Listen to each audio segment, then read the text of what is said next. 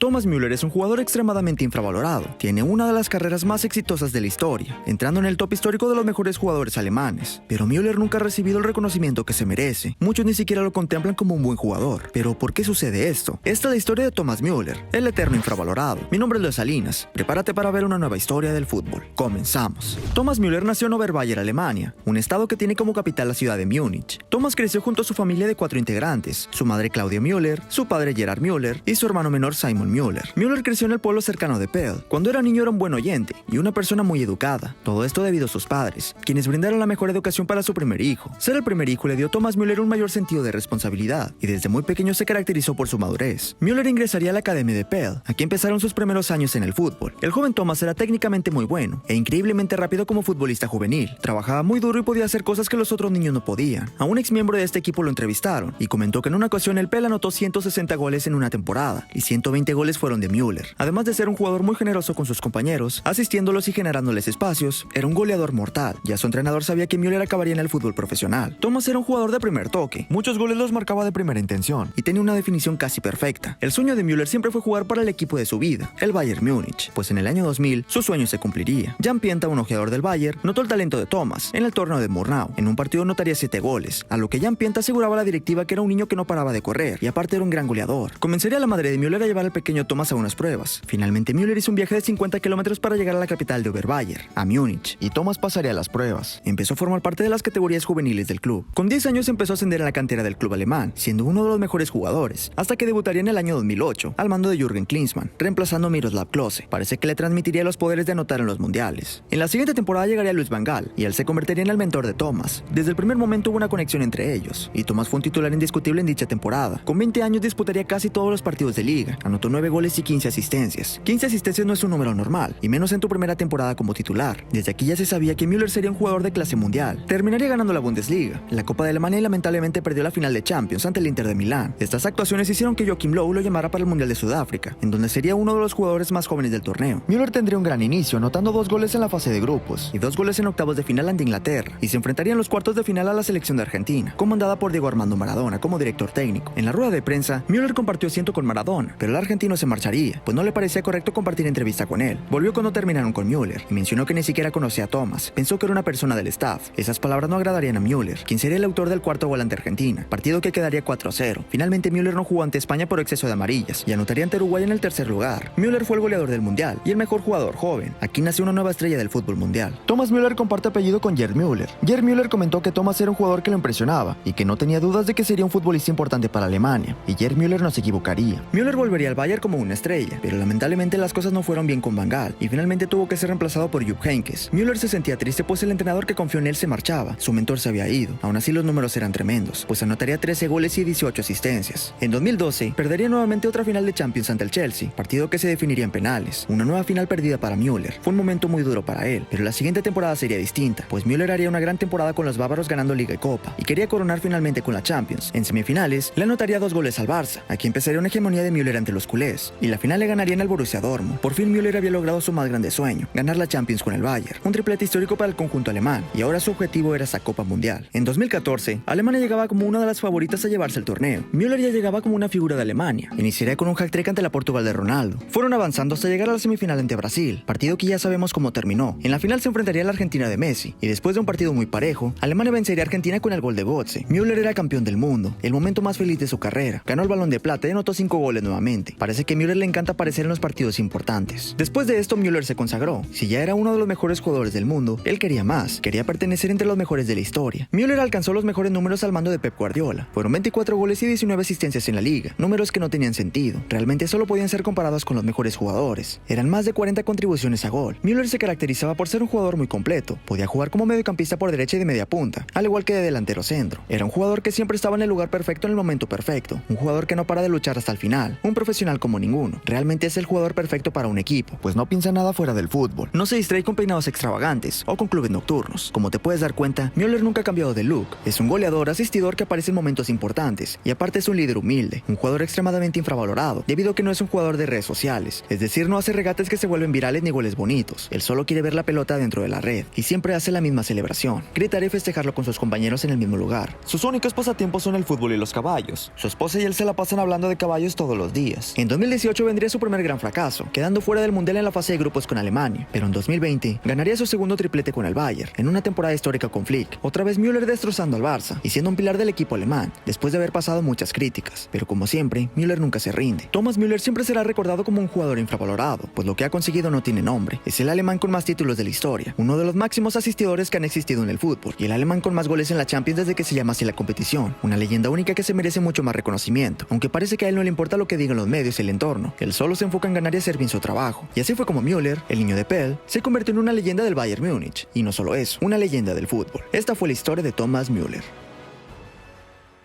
Joshua Kimmich es uno de los mejores centrocampistas de los últimos años, un futbolista capaz de defender como el alemán más agresivo, pero cuando el balón toca sus pies derrocha una calidad y elegancia como ningún otro. A día de hoy es considerado por muchos como el mediocampista más completo del mundo, y uno de los mejores futbolistas que hay. Pero ¿de dónde salió este jugador? Esta es la historia de Joshua Kimmich, la reencarnación de Philipp Lahm. Mi nombre es Luis Salinas, prepárate para ver una...